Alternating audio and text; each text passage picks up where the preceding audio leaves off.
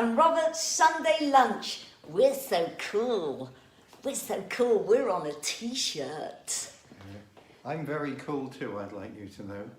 You are. Frips, my bitch. Yeah.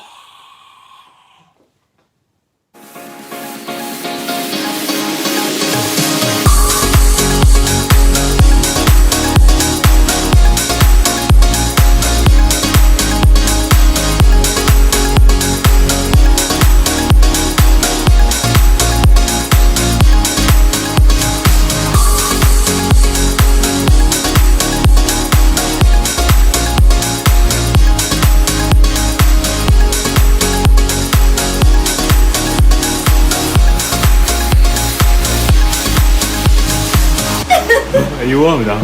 Yeah, I'm fine. I just the crane. You've gone too far this time.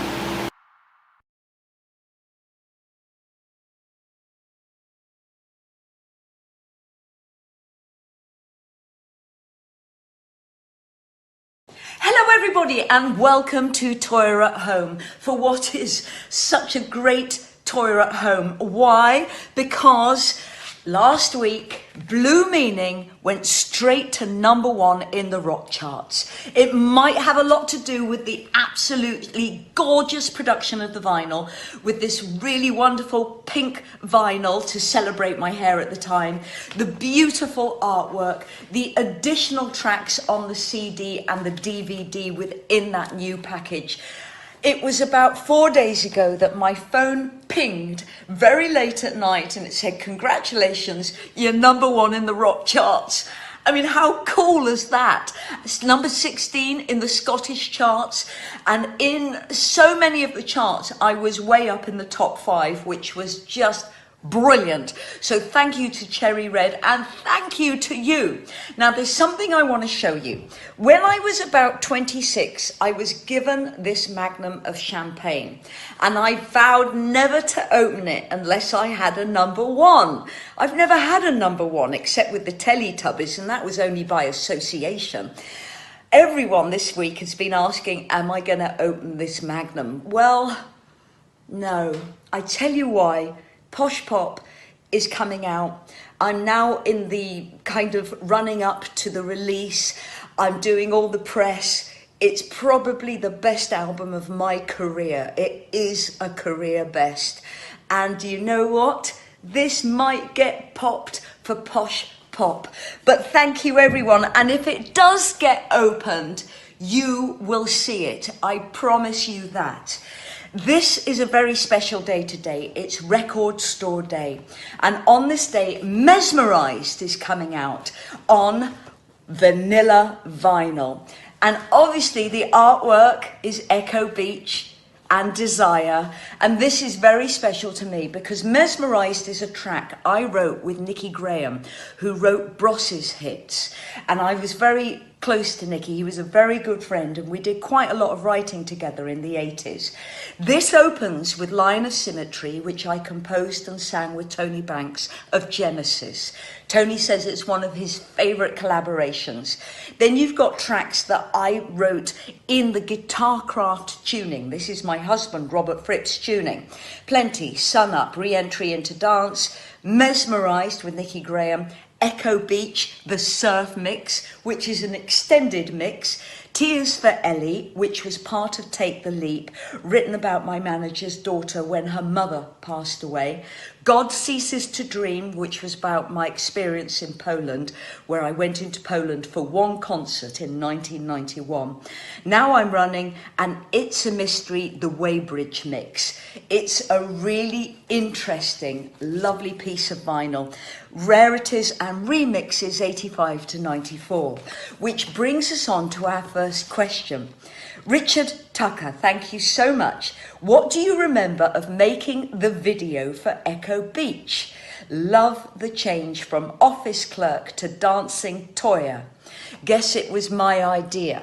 Well, we made this video, which we're going to play for you next, when I was in cabaret, playing Sally Bowles in the West End alongside Wayne Sleep, and I only had the day to shoot this video in. So when I was playing the office clerk, I was wearing these glasses, which was super cool, as I fed my old images into a paper shredder, which was just me saying that I would like freedom from the past, which is very much how I do my work today. With Posh Pop, we say that there is affectionate nods to the past, affectionate winks, but we've juxtaposed it with today and the last 12 months. It's very much a juxtaposed album.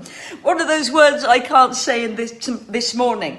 But this tiny little thing is the skirt I wore on Echo Beach. I mean, look how tiny that is. I mean, it's incredible. I also wore it for the Jimmy Tarbuck London Palladium show when I promoted Echo Beach. So my memories of making the video. Well, my main companion on that video was Keith Wainwright of Smile, who was my hairdresser from doing Jubilee the movie right through to 86, and he remains a very good friend. Now, Keith, at the time of doing Echo Beach with me, never let on that he was trimming David Bowie's hair. Keith was so good at keeping secrets, and it wasn't until relatively recently when I did a radio documentary with Keith that he said, "You know, I was cutting Bowie's hair that morning." And I thought, you bee, for not telling me. Keith is a wonderful, wonderful legend of hairdressing. He is the one that shaved my head for the movie Jubilee and dyed it bright orange. And thereafter, he kept my hair colour going right through the 80s. Great person. So for you, Richard Tucker, and for Keith as well, and for all of you who love this video, this is our first track of Toyah at Home, and it's the Echo Beach official video. Enjoy!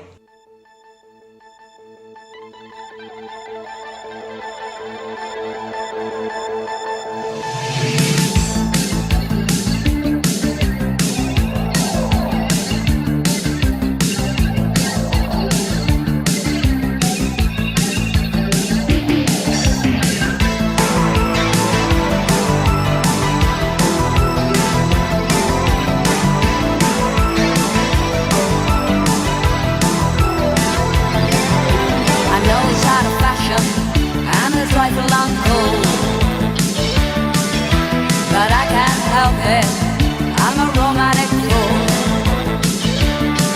It's a habit of mine to watch the sun go down. On Echo Beach, I watch the sun go down. From 9 to 5 I have to spend my time at work. My job is very boring, I'm an office clerk. The only thing that helps me pass the time away is knowing I'll be back at Echo Beach someday.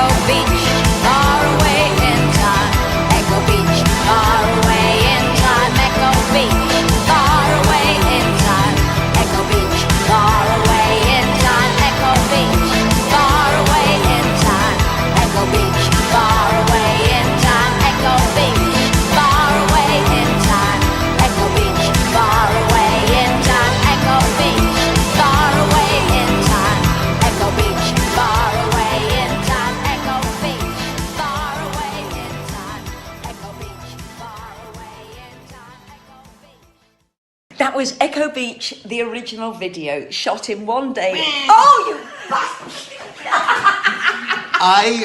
My wife hides and jumps out at me in all manner of places, shower room, and this is an opportunity of showing you, our chums out there, how I get even with my little wife. You really got me. Yes, I did. Now, have you told our chums about your #1 in the rock charts? Oh, you bet. Wow. I've told everyone.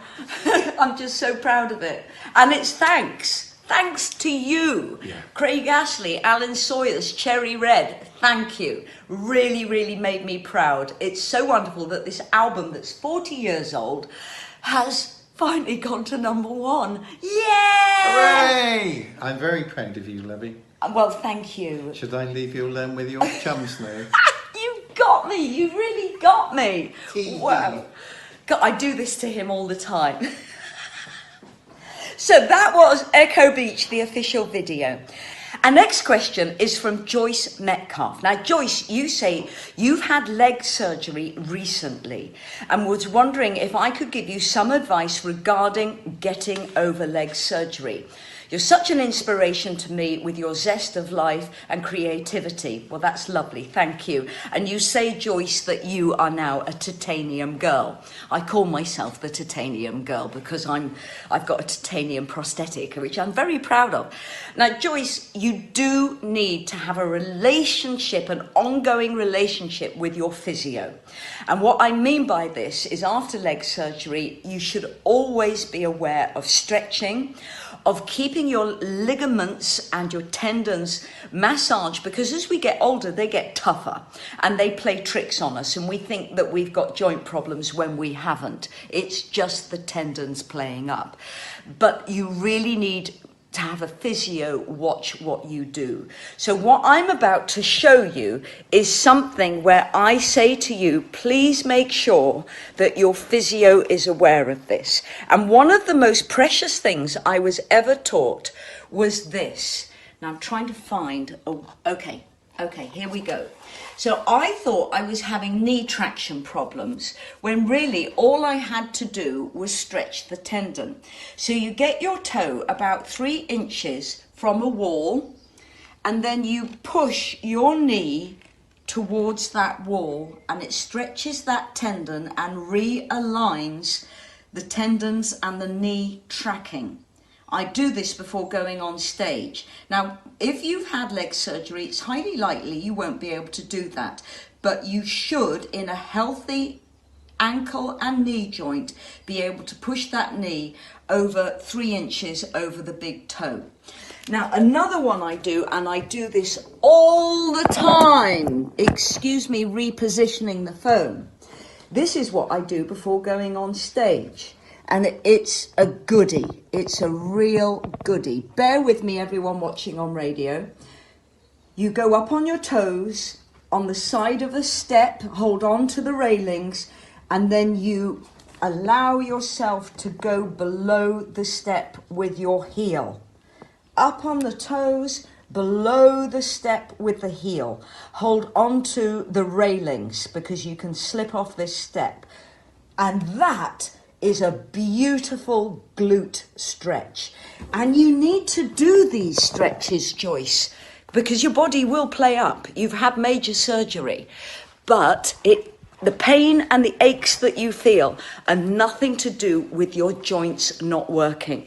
It is literally keeping pliable, stretched, and a bit like yoga, that everything is moving. And I say to everyone, as you get older, do yoga stretches, because it's our movement and our malleability that keeps our body health. So Joyce, thank you very much for that question.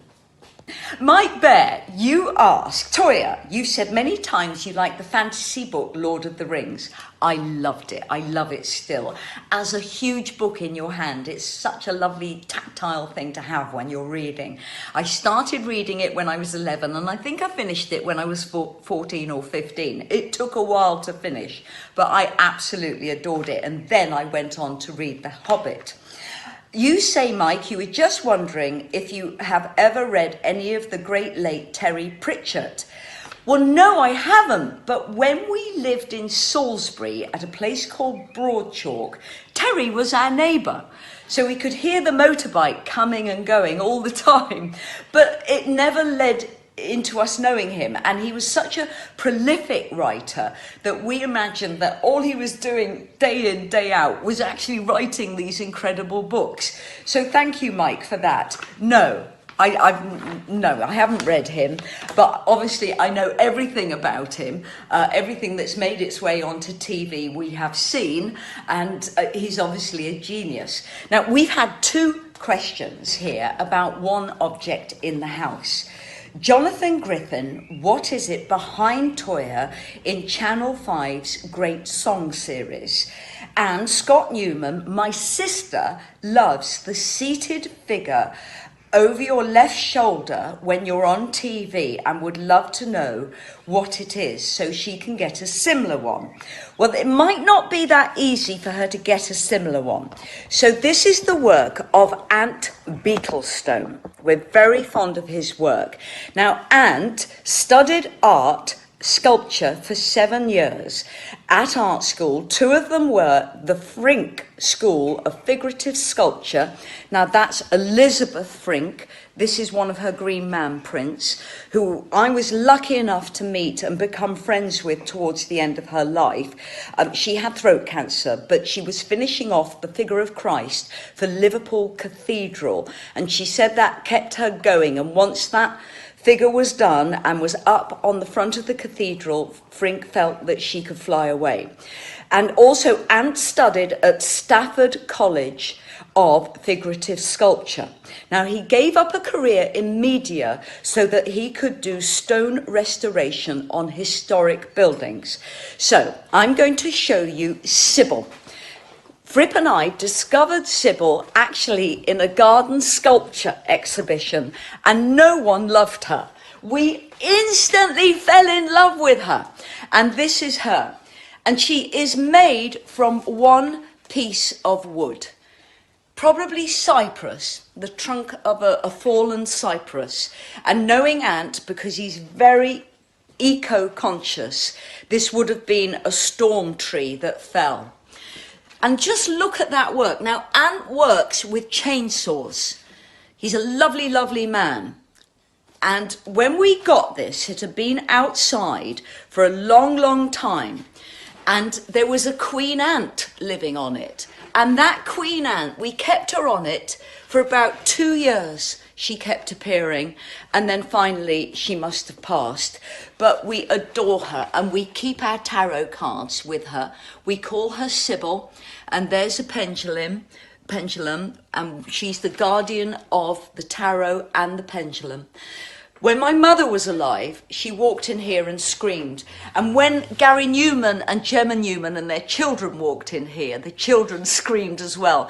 And my husband says Sybil still makes him jump. So that's Ant Beetlestone. But there's something else I want to show you, because Ant is extraordinary in how he works with different mediums. So excuse the lighting for those listening. I'm going outside on a bright sunny day to explain how Ant works. Now, this next sculpture of his I'm going to show you went into my art studio, which was next door to where my mother lived.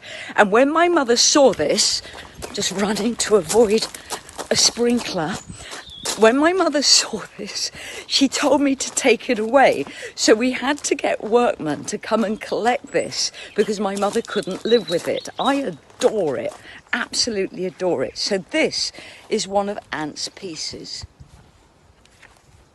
And it's enormous. I mean, it is absolutely enormous. And again, from a fallen tree, which is what is one of Ant's specialities.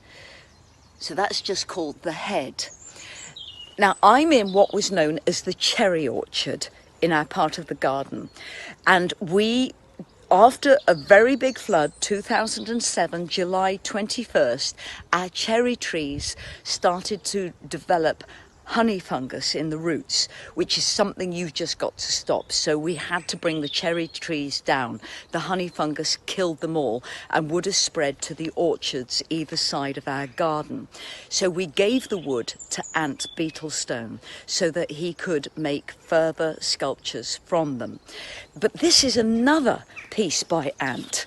3 heads, and this is astonishing because again he's done this with chainsaws, and these are actually stone.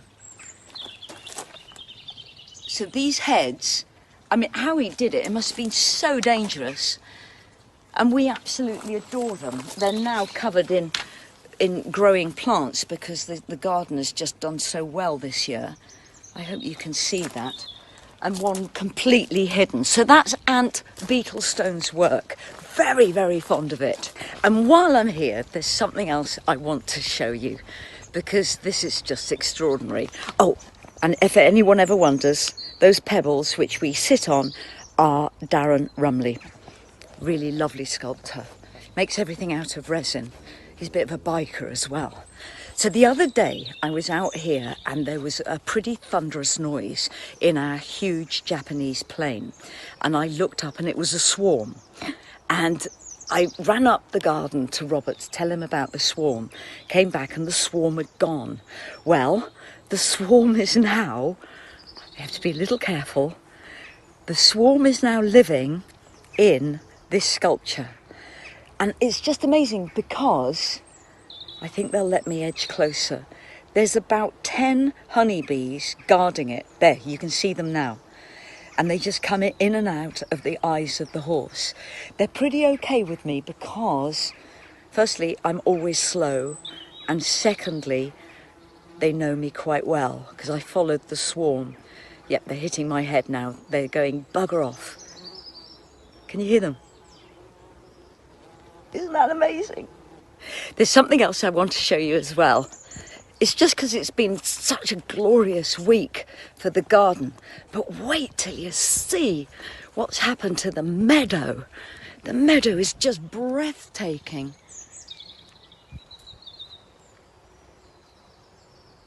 Look at that. Planted the seeds at Christmas. And really it's now at its best. Fabulous. So I think during the week we're going to have a path cut into it and just have a table and chairs in the middle. Right, back to your questions. And I'm back in the room. Marcus Redman, you say greetings from Cologne. Hello, hello Marcus. There are 2 songs on Take the Leap, which are written with Nick Beggs of Kajagoogoo. Well, this is Take the Leap. It's available in vinyl off Demon. It's an album that I recorded with a young Salisbury band called Friday Forever. Fabulous band. And the sound on this album is great because it was verging into kind of 90s new wave rock. My singing is great. I just love everything on that album. And you ask, how did this collaboration come about? And were you ever going to do a full album of new songs at that time? Well, Nick is a long-time friend. Obviously, I met Nick when he was in Kajagoogoo. And Nick now is one of the world's greatest bass players. I mean, my goodness, that man is an astonishing musician and works with wonderful artists around the world. And I just happened to have this moment where Nick and I could sit down together and write songs. And Nick always has a romantic heart. He's a wonderful, gentle, romantic soul. So that kind of permeated into the songs. But when I had my 30th anniversary within the music business, and Velvet Line Shell came out about 2002, Nick was in my celebratory band. It might even have been 2003 when we played the Borderline, and it was just wonderful to work live with him because you're on stage with someone who's so solid in what they do. It gives you real confidence, and he's great to work with. But to write with was just a lovely, gentle, sit down, twiddle on the keyboard, twiddle on the guitar, see what you like, see what melodies you come up with. Nick sings along with you. It's just gentle. And that's Nick's soul. He has a gentle soul. And these songs made it on to Take the Leap. Whereas when I write with Simon Darlow, we're like this. We're like electricity together. It just, everything happens within 2 minutes. You hook in, kind of like this ESP, this creative ESP. And then the song arrives in the room so quickly. We're trying to write it and record it as all the ideas come in. It's extraordinary how writing processes are so different with other people. When I was writing with Robert Fripp, my husband, it was purely technical. These structures would come on the guitar, then you work out ways of putting words to those structures. Everyone I write with is an utterly different journey. And Nick Beggs, I remember as being just very gentle, very organic. And I'm very grateful to have worked with him. And hopefully one day we will work again together. Let's see what happens. Now, this is Record Store Day. And also in the record stores today is Fall from Toyah. Now there's 8 tracks on this stunning piece of artwork, and it's on a limited edition green vinyl. It's absolutely gorgeous. This is Cherry Red. So of course you have It's a Mystery, Revelations, War Boys, Angels and Demons. It's a Mystery, the original version. Now that might be the demo version before it was arranged into a single. Jack and Jill, The Merchant and the Nubile, and again, Angels and Demons, the demo. So this is in record stores today. I wish all of you love, health, luck, happiness. Get down to your record store if you can. Thank you so much for your wonderful support. We've got Agony Aunts and Burning Guitars tonight with Robert, and quite a naughty, fun Sunday lunch tomorrow. And to celebrate Record Store Day, we're going to go out with Angels and Demons at the Rainbow Theatre 1981 with Joel Bogan, Phil Spalding, Adrian Lee and Nigel Glocker. Stay safe, everyone. I'm thinking of you. Lots of love from Toyah. This one's about growing up. It's called Angels and Demons. And everything you're told not to believe in.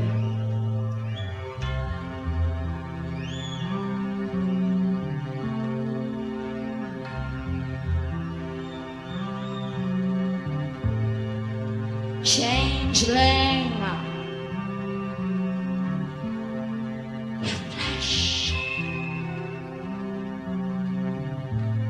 Necromancy, your ashes, no tomorrow, says the omens, says Azrael, Lucifer and Gabriel.